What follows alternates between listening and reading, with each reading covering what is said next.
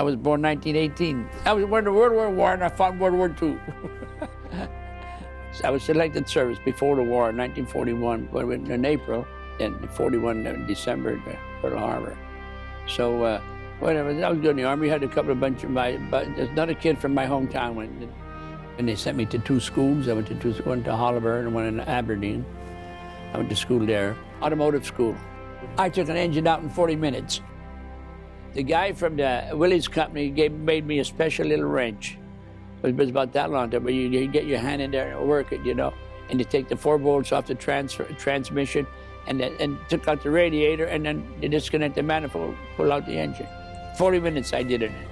When I first got there, I was kind of scared. I'm going to the war zone. Like, I got that letter from Roosevelt. You are going to where the battle is being fought and all that stuff. I got the letter. I still have the letter. After a while, you get away from that, you know? You keep on doing what you're supposed to do and you don't think about it.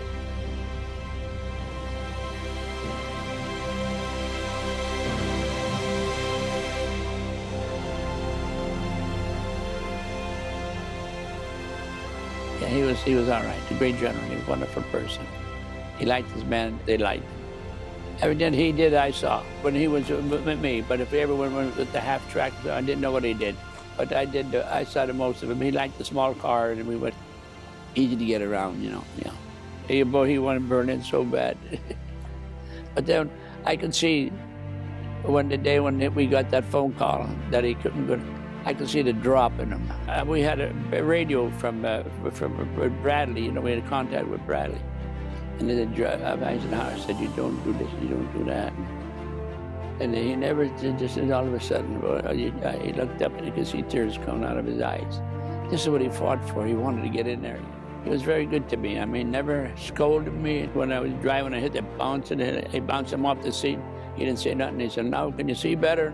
And he always asked me if I was all right, so and so and so. And I tell him I did. I said to him, I haven't taken a leak for 3 days. He says, "Uh-oh."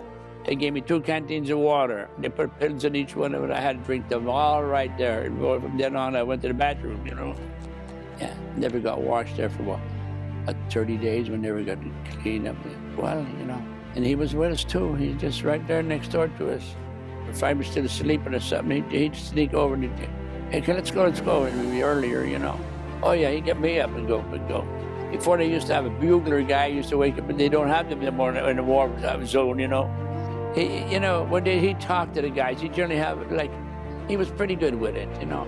He was just like you and I to talk, and the general didn't mean nothing, the stars didn't mean nothing at the time. If you had a better idea, he'd go for it. That's what made him. I mean, the guys liked it, but they called him blood and guts. And he'd make a promotion for him right there. He said, "Tomorrow you're going to be a second lieutenant." You know, yeah, he did that.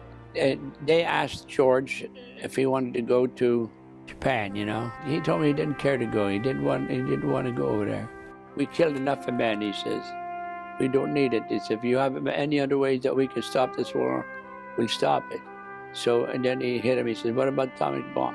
If it takes the atomic bomb, give it to him." So it was the 9 days there. They were dropping leaflets that they were going to bomb, and I guess they didn't pay attention to it. And it happened. And I know one of the kids that was on the airplane that pushed the button. He was telling me, he said, when that thing went off, he said, "We had to go higher, you know, because the Japanese said they'll never surrender." Well, he said, "Hit them with this here, give them the pamphlets and tell me Tokyo's next." And they surrendered then. You could see he was scared a lot of times. I could see I was too, you know, but you do what you have to do.